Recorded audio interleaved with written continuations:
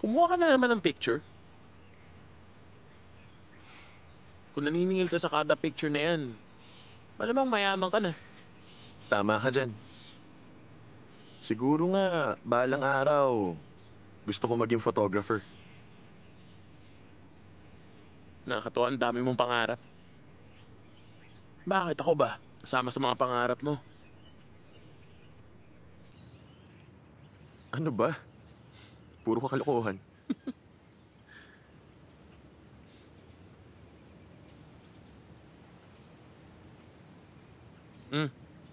Para sa'yo yan. Buksan mo na.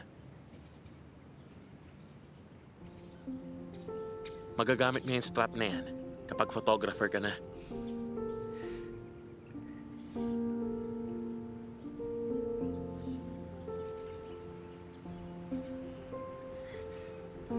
Salamat ah. Subukan natin.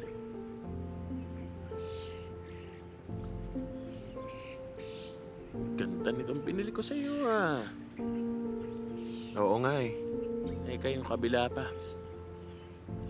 Ayan! Tignan natin kung bagay nga sa'yo, Mr. You. Nagustuhan mo? Ayan. Ay, you. Hindi ako sigurado kung pareho tayo ng papasok ang university. Kung hindi man, at least maaalala mo ako dyan tuwing gagamitin mo yung camera dun sa university.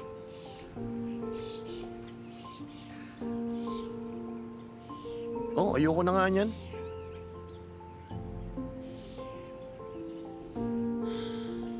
Dapat may kumpiyansa ka rin.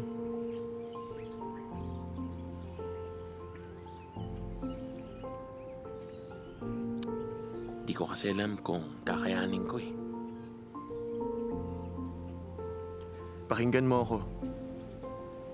Kung mag-aaral ka ng mabuti, pareho tayo makakapasok sa university sa Bangkok.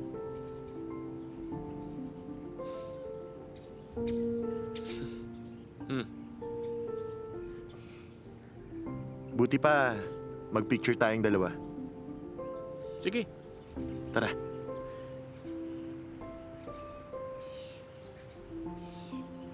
Oh, yung ilaw ah. Magbiblink to ng 10 times. Mag-post ka na rin. Ah, 10 times ha? Okay? Sige. 1, 2, 3.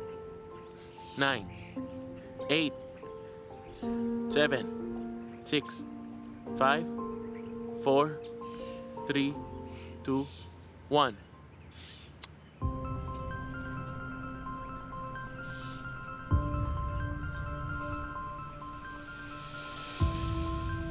Teka! Saan ka pupunta? Yung camera mo, you!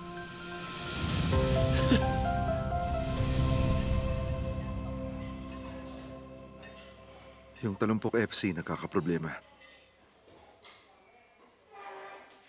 Sa tingin kasi ni Coach Jenna, sinusuhulan daw ng coach ng kabilang team yung referee.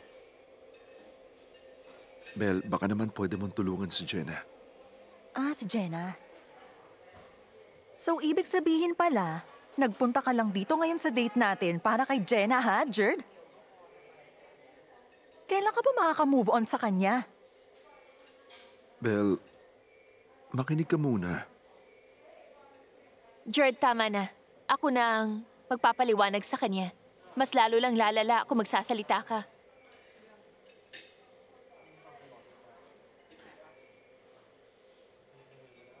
Ikaw? Belgia, makinig